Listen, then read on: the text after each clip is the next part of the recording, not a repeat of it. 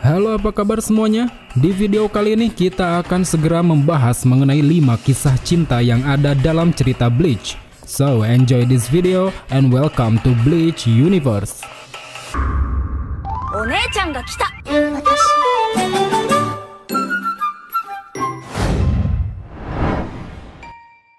Dalam kebanyakan cerita anime, baik itu cerita komedi, action, fantasi, misteri, ataupun kehidupan sehari-hari, pasti selalu terselip beberapa kisah romansa yang menjadi bumbu penyedap dalam sebuah cerita. Tak terkecuali serial Bleach. Seperti kita tahu, meski temanya bertajuk anime shonen, tapi dalam alur ceritanya sendiri, sang mangaka Tite Kubo juga menyelipkan beberapa kisah cinta yang dilakoni oleh para karakternya. Dan khusus di video kali ini, kita akan membahas beberapa kisah cinta terkenal yang ada dalam serial Bleach. Tanpa berlama-lama, mari kita ulas bersama-sama.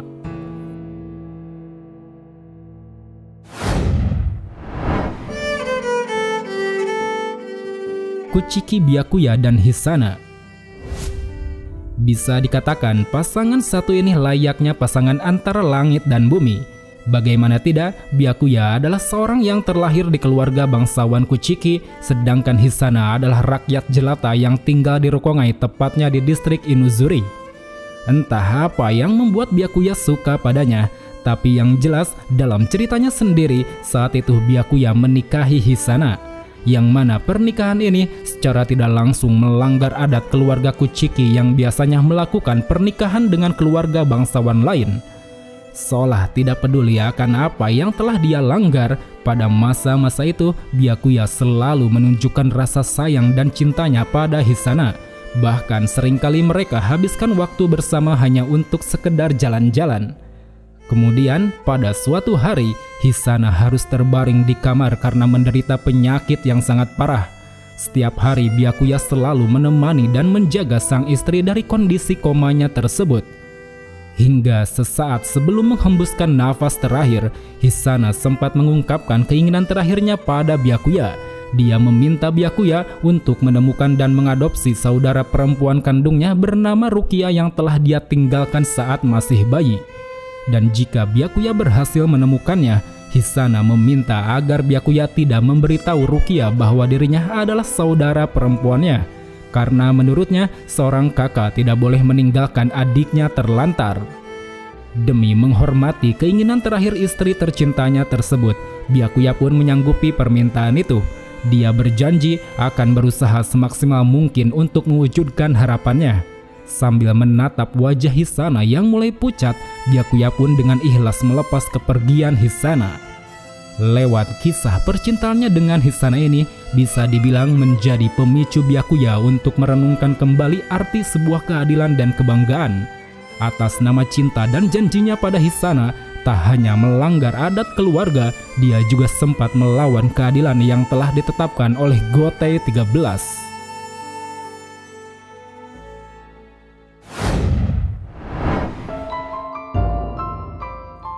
Gin Ichimaru dan Rangiku Matsumoto. Kisah mereka berdua dimulai sejak mereka masih anak-anak. Kala itu Gin yang tengah berjalan-jalan di hutan secara tak sengaja melihat beberapa orang Shinigami mencurigakan yang baru saja pergi meninggalkan sebuah area di sana. Merasa penasaran, Gin lalu menengok ke tempat di mana para Shinigami itu telah pergi. Dan ternyata ketika diperiksa, rupanya ada seorang gadis sebayanya yang tengah tergeletak di sana. Menyadari bahwa gadis tersebut tengah sekarat akibat kehilangan banyak energi spiritual, Gin pun segera menolongnya dan memberinya makanan berupa buah kesemak kering. Setelah gadis yang diketahui bernama Matsumoto ini mulai pulih, mereka lalu saling berkenalan satu sama lain. Dan sejak saat itu, karena sama-sama hidup sebatang kara, mereka berdua mulai berteman akrab dan memutuskan untuk hidup bersama sebagai seorang sahabat. Lambat laun, kebersamaan mereka lama-lama menciptakan sebuah chemistry yang sangat kuat, bahkan seolah sudah lebih dari sekedar seorang sahabat. Hingga suatu waktu, Gin yang tengah berjalan di hutan tengah malam secara tak terduga menemukan fakta bahwa ternyata dalang dibalik tergeletaknya Matsumoto pada waktu itu adalah seorang Shinigami bernama Aizen. Seakan kesal atas perbuatan Aizen terhadap sahabat berharganya, Gin pun sejak saat itu mulai berambisi untuk membunuh Aizen. Namun tanpa Gin sadari, ambisinya ini rupanya justru membuat hubungannya dengan Matsumoto mulai merenggang. Karena setiap malam demi mencapai ambisinya tersebut, Gin seringkali meninggalkan Matsumoto sendiri untuk pergi mencari informasi mengenai Aizen. Terlebih setelah keduanya bergabung ke dalam Gotei 13, Gin semakin sering meninggalkan Matsumoto, bahkan sudah jarang menemuinya. Karena memang hal itu merupakan salah satu strategi Gin dalam mendekati Aizen. Untuk menyembunyikan kelemahannya, dia tidak ingin terlihat dekat dengan siapapun, apalagi terlihat memiliki perasaan. Alhasil akibat dari hal tersebut, selama menjadi Shinigami, Gin dan Matsumoto jarang sekali bertemu, apalagi terlibat obrolan yang hangat. Padahal sebenarnya jauh di dalam lubuk hati masing-masing, keduanya masih sama-sama menyimpan rasa dan harapan untuk bisa terus bersama. Hingga seiring waktu berjalan, hubungan mereka kian semakin renggang ketika Gin yang kala itu berpura-pura menjadi pengikut Aizen memutuskan untuk ikut memberontak pada Soul Society. Hal ini pun lantas membuat hubungannya dengan Matsumoto tidak hanya semakin jauh, tapi juga menjadikan mereka sebagai seorang musuh. Tapi meski begitu, keregangan ini rupanya tidak berlangsung begitu lama, karena tak lama setelahnya Gin akhirnya memutuskan untuk segera membunuh Aizen dan berniat untuk kembali ke sisi Soul Society. Namun sayang, rencana tersebut pada akhirnya malah gagal setelah dirinya terbunuh lebih dulu oleh Aizen. Hal ini pun tentunya membuat ambisi yang sejak dulu ingin dia wujudkan musnah seketika. Di detik-detik terakhir hidupnya, untungnya Gin masih sempat ditemani oleh Matsumoto yang saat itu menghampirinya dengan penuh kecemasan. Dalam keadaannya yang sekarat, Gin lalu menyampaikan rasa cinta sekaligus permintaan maaf kepada Matsumoto atas sikap dan ambisinya yang telah membuat Matsumoto bersedih selama ini. Dan saat itu, dengan diiringi oleh tangisan Matsumoto, akhirnya Gin pun menghembuskan nafas terakhir sekaligus meninggalkan Matsumoto untuk selamanya. Dari kisah tersebut, sungguh sangat disayangkan mereka berdua tidak bisa bersatu layaknya sepasang kekasih. Hanya gara-gara ambisi dan sandiwara yang tidak perlu, hubungan keduanya harus renggang selama bertahun-tahun, bahkan harus mendapat akhir yang tragis.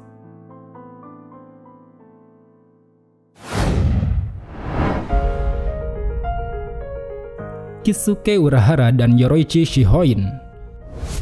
Meski tak pernah terlihat dalam sebuah adegan romantis, tapi dari sekian banyaknya adegan kebersamaan mereka, tentu bisa dikatakan bahwa hubungan mereka berdua lebih dari sekedar seorang sahabat. Kebersamaan mereka sudah dimulai sejak mereka masih anak-anak, di mana keduanya telah tinggal bersama di kediaman keluarga bangsawan Shihoin. Itulah mengapa, karena sering bermain bersama sejak kecil, keakraban mereka pun mulai terbentuk. Walau Yoroichi berasal dari keluarga bangsawan dan Urahara hanya orang biasa, hal tersebut tak lantas membuat kedekatan mereka terganggu atau terbatasi. Bahkan ketika mereka beranjak dewasa, di mana Yoroichi telah menjadi seorang kapten dan Urahara adalah bawahannya, keakraban mereka tetap terjaga dan justru selalu saling support satu sama lain. Hingga sampai suatu ketika, kesetiakawanan mereka diuji kala Urahara mendapat masalah besar di Gotei 13, di mana saat itu Urahara difitnah telah melakukan penelitian terlarang dan akan mendapat hukuman akibat kejahatannya. Di sisi lain, Yoroichi yang mendengar kabar tersebut sangat yakin bahwa Urahara yang dia kenal baik tidak akan pernah melakukan kejahatan itu. Dibebani oleh rasa tanggung jawab yang besar, dengan sangat nekat, Yoroichi pun segera menerobos masuk ke dalam pengadilan dan langsung menyelamatkan Urahara dari hukuman. Dan tentunya akibat dari ulahnya ini, dia pun jadi ikut dicap sebagai seorang kriminal. Tapi meski begitu, Yoroichi sama sekali tidak peduli, karena baginya keselamatan Urahara lebih penting dari siapapun. Kemudian sejak dicap sebagai kriminal oleh Soul Society, Urahara dan Yoroichi lalu memutuskan untuk melarikan diri dan tinggal secara sembunyi-sembunyi di dunia manusia. Selama beberapa waktu, meski tidak selalu bertemu, mereka telah sering bekerja sama dalam setiap hal atau masalah tertentu. Seperti dalam hal mencoba penemuan baru milik Urahara, mengumpulkan informasi terkait situasi terkini, ataupun bekerja sama dalam sebuah pertarungan. Contohnya seperti saat mereka bertarung melawan Aizen atau saat mereka berdua bertarung bersama melawan seorang Shushtaffel bernama Askin Naglevar. Yang mana pada pertarungan tersebut terlihat jelas seberapa besar chemistry yang ada di antara Urahara dan Yoruichi. Karena pada saat itu ketika melawan Askin, Yoruichi berubah bentuk ke dalam wujud kucing liar yang membuatnya menjadi sosok ganas yang akan menyergap siapapun di dekatnya. Dan uniknya, satu-satunya orang yang bisa menenangkan ataupun mengarahkan Yoruichi pada mode ini adalah Urahara. Hal ini pun seolah menjadi bukti bahwa Urahara adalah satu-satunya orang yang dipercaya oleh Yoruichi. Sampai sejauh ini, meski keduanya tak pernah secara terbuka mengungkapkan perasaannya, tapi dari semua kejadian yang terjadi, di mana keduanya selalu akrab sepanjang waktu, sudah sangat jelas bahwa suatu saat nanti mereka berdua pasti akan segera bersatu dan menemukan akhir kisah cintanya. Malah terkait spesial chapter Bleach berjudul No Bridge from Hell kemarin, banyak teori yang beredar munculnya karakter baru yaitu Yaya Harayuyu, seolah mengisyaratkan bahwa dia adalah anak dari Urahara dan Yoruichi.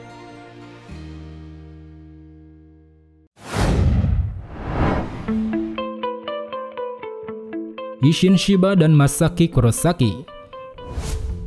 Pasangan satu ini menjadi bukti bahwa dua orang yang berasal dari ras berbeda bisa bersatu dan membentuk sebuah keluarga bersama. Isshin saat itu merupakan seorang Shinigami berpangkat kapten yang berasal dari keluarga bangsawan Shiba. Sementara Masaki merupakan seorang Quincy berdarah murni yang saat itu keberadaannya dianggap sangat langka. Kisah mereka dimulai ketika keduanya terlibat dalam sebuah pertempuran melawan Hollow aneh di dunia manusia.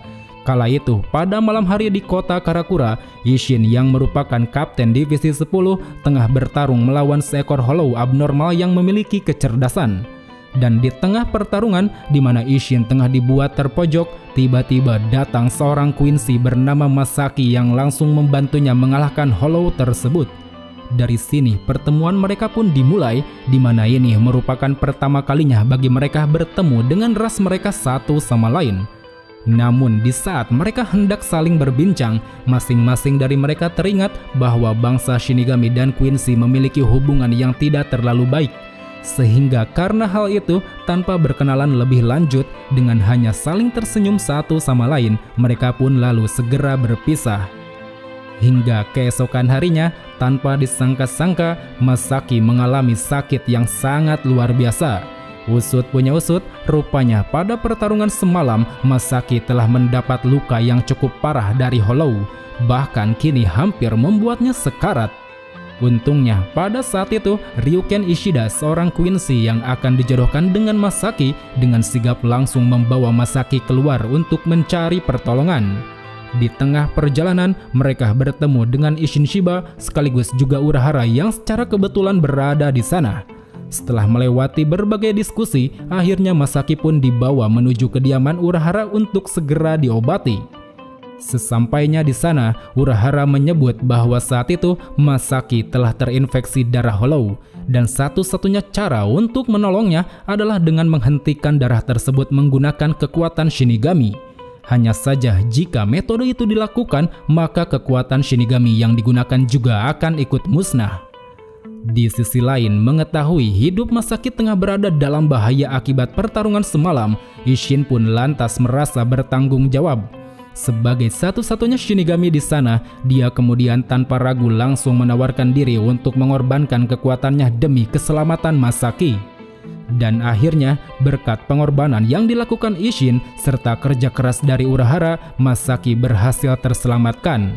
Tapi upaya penyelamatan rupanya tidak berakhir sampai di situ, karena menurut Urahara, untuk tetap bisa menekan kekuatan Hollow yang ada dalam tubuh Masaki, Isshin harus selalu berada di dekat Masaki selama sisa hidupnya.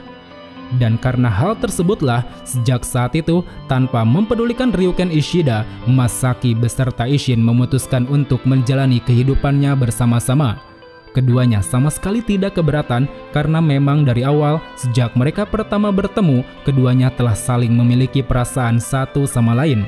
Apalagi saat ini, Isshin sebagai roh biasa yang tidak memiliki kekuatan bisa menjalani hidup normal bersama Masaki menggunakan gigai khusus ciptaan Urahara. Hingga lambat laun, kebersamaan mereka pun kian menjadi semakin erat ketika keduanya memutuskan untuk menikah dan membangun sebuah keluarga. Bahkan kini telah memiliki 3 orang anak. Namun sayangnya, pada masa itu nyawa dari Masaki Kurosaki harus hilang setelah diserang oleh seekor Hollow. Yang mana sebelumnya kondisi Masaki memang sedang lemah akibat adanya proses Auswahlen yang dilakukan oleh Yuhava. Sangat miris tentunya kisah cinta yang dialami oleh Isshin dan Masaki ini. Pengorbanan yang dilakukan mereka berdua bisa dibilang sangat besar. Demi menyatukan sebuah ikatan, Isshin harus rela kehilangan kekuatan Shinigaminya, sedangkan Masaki harus rela membuang harapan Quincy yang ingin menjaga garis keturunan berdarah murni.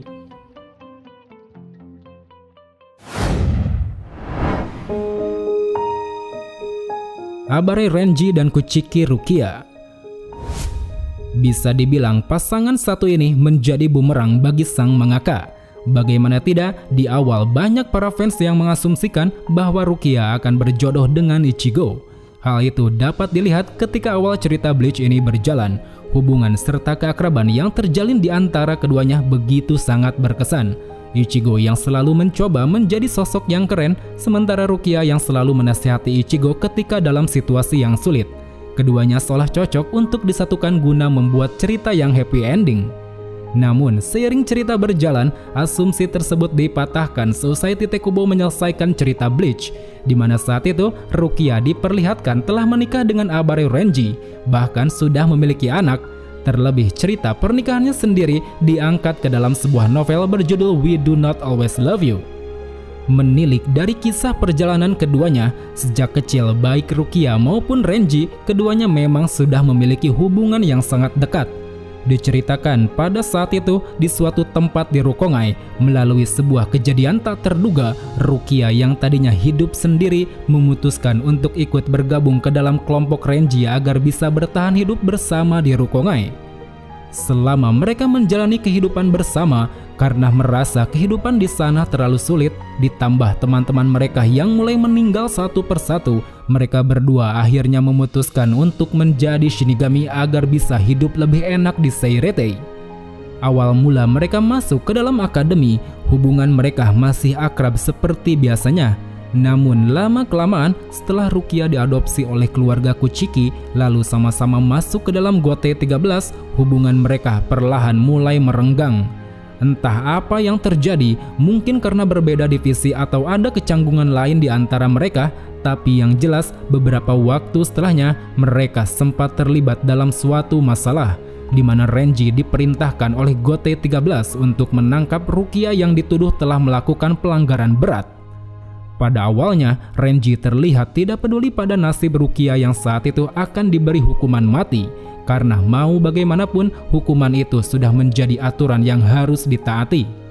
Tapi setelah melihat kegigihan Ichigo, hati Renji pun mulai terketuk dan akhirnya lebih memilih untuk menyelamatkan hidup Rukia daripada harus menaati aturan.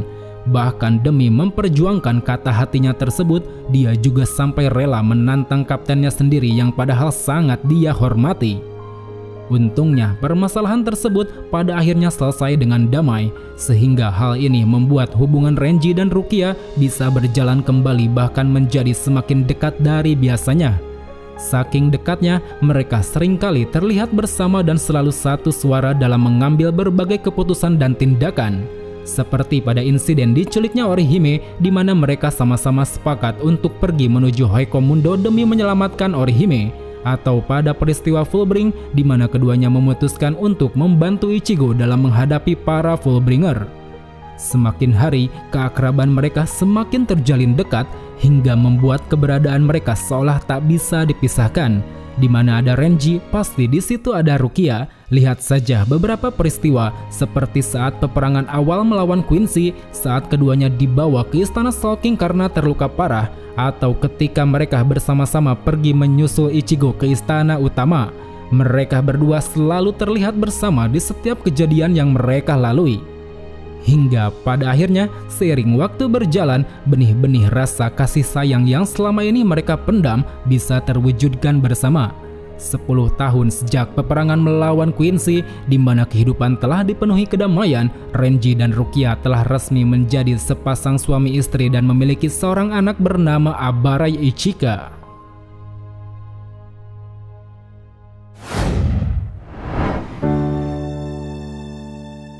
Kurosaki Ichigo dan Inoue Orihime. Buah hasil dari perjodohan Rukia dan Renji tentunya membuat pasangan satu ini muncul. Meski sempat mengalami perdebatan di kalangan para fans, tapi kalau kita mengikuti ceritanya dari awal, Ichigo memang terlihat cocok bila dipasangkan dengan Orihime. Bukan karena Orihime cantik, lugu, dan baik hati, tapi lebih kepada chemistry yang dimunculkan antar keduanya. Baik Ichigo maupun Orihime, keduanya seakan memiliki hubungan yang selalu melibatkan emosi dan perasaan. Berbeda dengan Ichigo dan Rukia yang dirasa memiliki hubungan layaknya cinta monyet atau jalinan sebuah persahabatan. Dan sekarang melihat awal kisah percintaan dari Ichigo dan Orihime, kedua orang ini memang sudah diperlihatkan dekat sebagai teman sekelas di SMA Karakura. Ichigo yang memiliki sikap pemberani, acuh, dan sedikit dingin, sementara Orihime dengan sikapnya yang lembut, ramah, serta penyayang.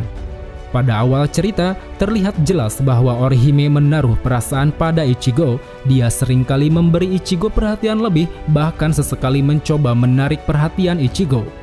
Tapi di sisi lain, Ichigo sendiri sama sekali tidak memikirkan hal-hal semacam itu. Bahkan sekedar peka terhadap perasaan Orihime saja, Ichigo sama sekali tidak pernah. Seiring waktu berjalan, seakan takdir merestui, mereka pada akhirnya sering terlibat bersama dalam berbagai masalah yang terkait dengan Hollow. Yang mana hal ini secara tidak langsung membuat mereka sering bertindak bersama hingga menciptakan sebuah ikatan batin yang kuat di antara mereka berdua. Dalam berbagai masalah yang dihadapi, kehadiran mereka satu sama lain pun menjadi sangat berarti dan berpengaruh. Contohnya ketika Ichigo bertarung melawan dua orang Espada berturut-turut, yaitu Grimmjow dan Ulquiorra. Saat itu, jika bukan karena ada Orihime di sampingnya, Ichigo sepertinya tidak akan mampu memenangkan pertarungan. Karena pada saat itu, hal yang mampu membuat Ichigo bangkit kembali setiap kali dia dirobohkan adalah dukungan dan teriakan Orihime. Dari hal ini, terlihat jelas bahwa ikatan keduanya sudah sangat kuat. Ichigo telah menganggap Orihime sebagai motivasinya untuk terus bangkit. Begitupun Orihime yang menjadikan Ichigo sebagai hal yang paling berharga dalam hidupnya. Selain memiliki perasaan yang sama, mereka juga mempunyai kecocokan dalam hal kemampuan. Ichigo memiliki kekuatan serangan yang sangat tinggi, sementara Orihime memiliki perisai pertahanan dan kemampuan penyembuhan yang sangat hebat.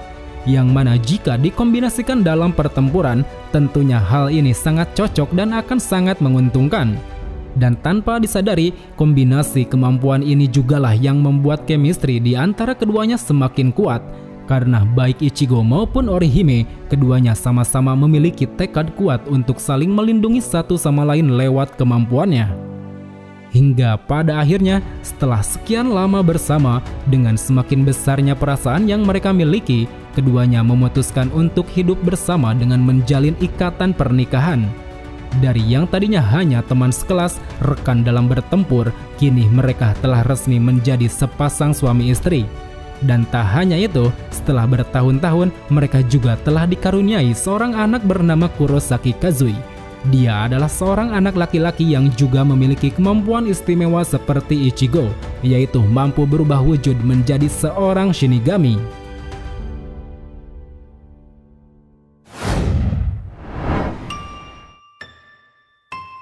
Well teman-teman, itulah untuk pembahasan di video kali ini. Dari beberapa kisah cinta yang telah dipaparkan, manakah yang menurut kalian merupakan kisah yang paling berkesan? Tulis jawaban kalian di kolom komentar. Sampai jumpa di video selanjutnya. Salam Bleach Lovers.